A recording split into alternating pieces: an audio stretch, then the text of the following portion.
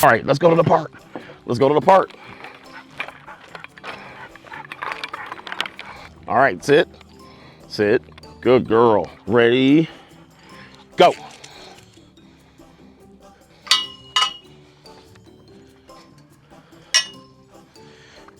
All right, good girl. Are you peeing or are you just waiting for me? Can't tell what you're doing. We'll get you throwing around here. We're gonna get you throwing around. I'm gonna throw the ball for you. Go run first, go. All right, here we go. 1 year into owning my dog, Nova.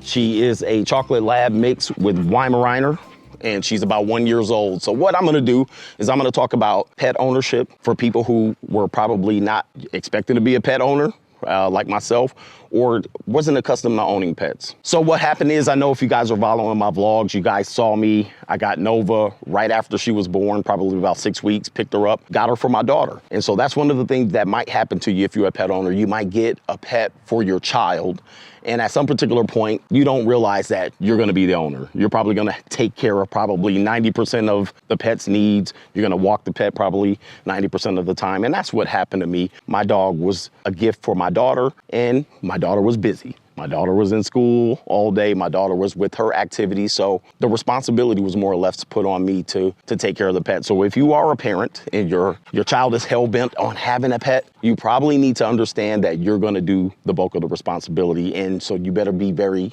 appreciative of the pet. You better get down to understanding how to train and have the pet respond to you, and so forth and so on. So what we're gonna do is we're gonna talk about a couple other needs and areas that maybe you're not expecting, or maybe you want to share this to someone that you know might be in the same situation. I hope it's not diarrhea. I can deal with this.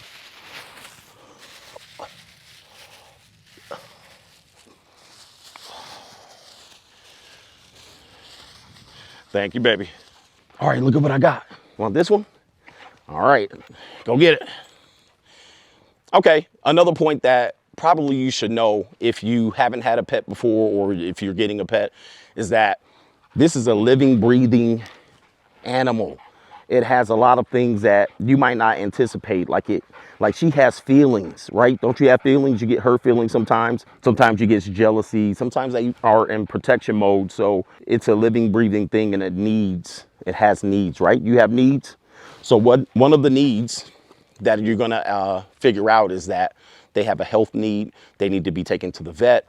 They need to make sure they're getting the proper food, diet, nutrition, and all of that stuff. Walks, exercise, and all of those things. If you're not giving the dog a proper filling the needs, and the needs cost money. So if you're not doing that or expected doing that, it might be a surprise to you. There's also pet insurance. You're gonna need to have pet insurance, because if the dog is aggressive or gets hurt by some hook or crook, now you got to be responsible to take care of that. And I know people have spent thousands of dollars to take care of the pet, right? They might break a leg or get hurt.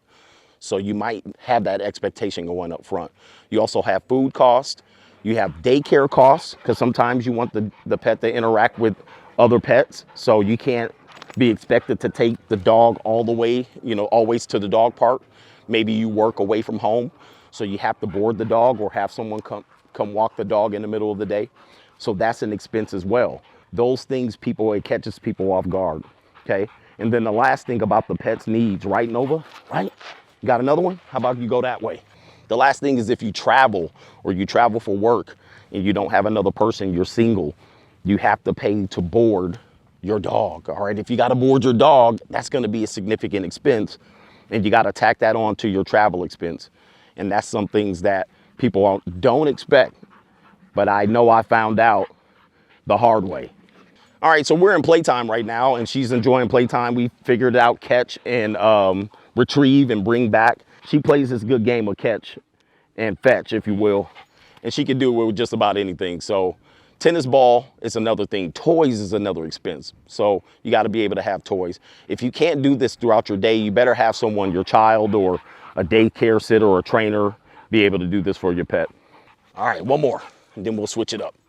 Oh, that was you. Sit.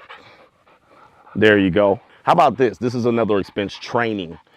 There's a lot of things that you might think the pet is going to instinctively know, but many times they don't know it until they experience it. So they might be scared of something that you might not think they should be scared of, and you might think they should instinctively know things before you even teach it to them. Training your pet is vitally. So they always say you can't teach an old dog new tricks. Well, I don't know. I only had her for a year, but she seems to respond and want to learn, and she's smart. She comes from a smart breed. So fortunately, the training has been almost exclusively by me, but you can also hire a trainer to teach her how to walk on a leash, which is something I need to do because she pulls.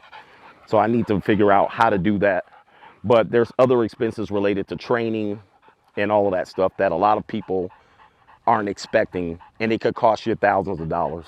Hey, one more thing. Look, if you're not accustomed to having a pet, go ahead and sit. One more thing about certain pets and breeds. Now, she's a female.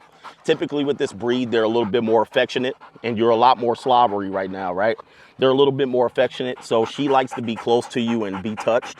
If you're a person that doesn't like to touch your pet, right, and get all of that nasty slop on you, you better learn how to live with it, right? They like to be sloppy and dirty and roll in the mud and slobbery. And if they're affectionate, which not all pets are, see this one right here, she likes to be hugged and touched. She loves this. At first, I was like, get that dog breath off of me. But now, I gotta get used to it and love it, at least like it. This breed is a breed that's very good, aggressive, fast runners, but for some reason they have bad hip displacement as they age, and over time, her hips are gonna dislocate or not stay in, and if you run her too much while she's young, which she wants to do, she could potentially face long-term consequences. That's at least what my vet says, so you gotta be careful with that. She loves toys though, and she loves to run. Go get it. At some point, she'll get good at catching it. Nice work, nice work. Can you see? Can you see? There you go, thank you very much. Oh, you can give it to me. They also, tug of war is good with them, but she doesn't like to tug this. She likes to go get it, go get it. Here's something that a lot of pet owners might be afraid of, is that you wanna go in the shade. She's tired. She tired. Oh man, you wore her out. But that's always gonna be good for you at night. But another thing about pet owners is that one thing you have to understand is the dog, pets, they're not perfect. And sometimes you wanna be the perfect pet parent, and don't put that expectation on yourself. Sometimes on YouTube, Instagram, on pet forums, they might tell you, you need to do this, you should do that, and you're constantly trying to get your way through trying to be the perfect pet owner, and you're also trying to get the pet to be the perfect pet, and that's just not gonna happen. The pet's gonna make mistakes, the pet's gonna learn what the expectations are, what the boundaries are. You're also gonna know how to communicate effectively with your pet. So if you get frustrated, it's normal, okay? It's normal because you're assuming that the pet's gonna be a higher thinking, functioning human being. Pet's not. The pet's going to wanna have fun and have emotions and be moody sometimes, or want to do things and you want to communicate with them. You're putting great expectations on yourself. You're also putting other people's opinions when they don't have the experience of actually your pet. Your pet's different from every other pet. So try not to get too bogged down about being the perfect pet parent all the time, and don't have great expectations of having your pet be the perfect pet, right? You might want your pet to be the one, the fastest, the smartest, and that can catch the Frisbee and run through that agility course with perfection and be perfectly trained. And I'm gonna tell you, that's probably not gonna happen. But what you can do is have the best experience you can with your pet. Come on. Now this one's a little bit more difficult because obviously she's gotta be able to grip it, run with it and whatnot. It gets a little tough. Probably the cue's better for a short backyard than it is a big yard like this, but she does have fun with it. Yep, thank you very much. She'll stand in the way knowing I gotta kick it. I gotta kick it. And if I move it, she'll move right in front of it. How am I gonna kick it? How am I gonna kick it? There we go. Boom. Go get it. Yeah, all right, you ready to get some water. All right, so one of the things I try to do is make her sit for everything before I do anything, and she'll want, no, you gotta sit. Good girl. And that'll be a good training tool, sit. There's nothing in there. You have to sit. All right, you have to sit. Good girl. All right, here we go.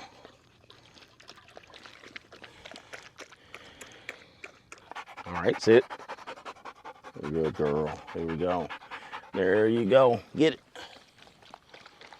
One more thing, always have treats on deck, especially if you're trying to train them to respond to your voice or whatever type of stimulus you're trying to get her to respond to, toys. If you have treats, the better. You can reward her when she gets done doing a good job. Go get it. Look at that face, man. You look ridiculous.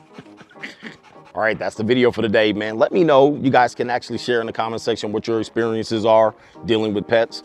All right, having a first time, being a first time pet owner. Maybe you have some advice for people. Obviously, people come to these videos to get information or at least share. So go ahead and share your experiences being a first time pet owner. And let's just say, what if you were not a pet fan? What if you were not a dog fan and then you became a dog fan, learning just like myself? And also do me a favor, like, share, and subscribe this video, subscribe to the channel, and then we'll be back with more pet videos. How about that?